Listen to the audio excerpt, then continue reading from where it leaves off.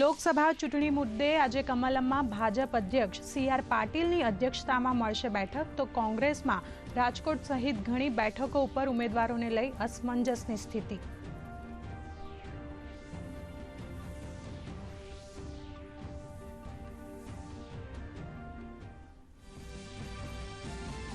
ભીખાજી ઠાકોરે કોંગ્રેસમાં જોડાવાની વાતને ગણાવી પાયા વિહોણી, સોશિયલ મીડિયા પર કરી સ્પષ્ટતા। સાબરકાંઠા પર ઉમેદવારી પાછી ખેંચાતા કોંગ્રેસમાં જોડાવાની ઉડી હતી અફવા।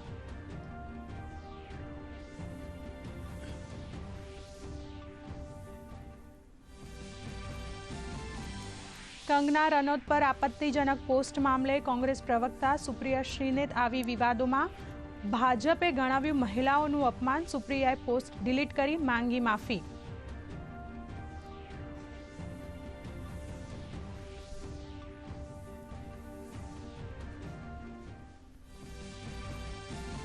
BRS નેતા કે કવિતાની ઈડી કસ્ટડી આજે પૂર્ણ। આજે દિલ્હીની રાઉઝ એવન્યુ કોર્ટમાં થશે સુનાવણી।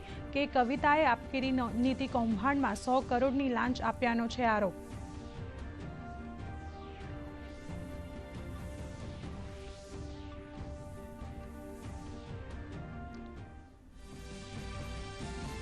મહારાષ્ટ્રમાં બેઠકોની વહેંચણી મુદ્દે ખેંચતાણ યથાવત। ઉદ્ધવ ઠાકરેની શિવસેના દ્વારા આજે જાહેર કરાશે લોકસભા ઉમેદવારોની પહેલી યાદી, તો કર્ણાટકમાં JDSને 3 બેઠકો પર લેવાશે નિર્ણય।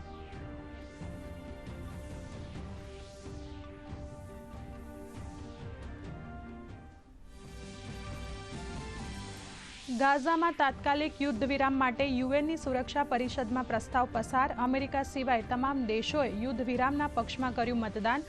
ઇઝરાયેલના પીએમએ જતાવી નારાજગી।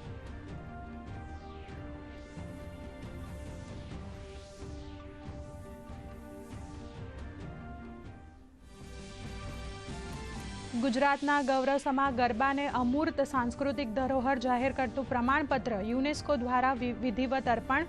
CM ભૂપેન્દ્ર પટેલે કહ્યું, ગુજરાત સહિત સમગ્ર ભારત માટે આનંદ અને ગૌરવની ક્ષણ।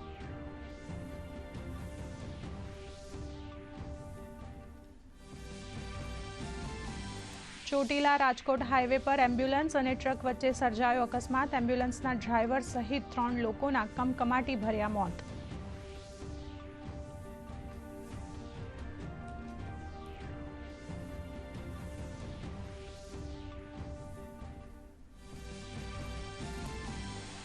આજે IPLમાં ગુજરાત ટાઇટન્સની ટક્કર થશે ચેન્નઈ સુપર કિંગ્સ સાથે। ગઈકાલની મેચમાં રોયલ ચેલેન્જર્સ બેંગ્લુરુએ પંજાબને 4 વિકેટે આપી હતી માત।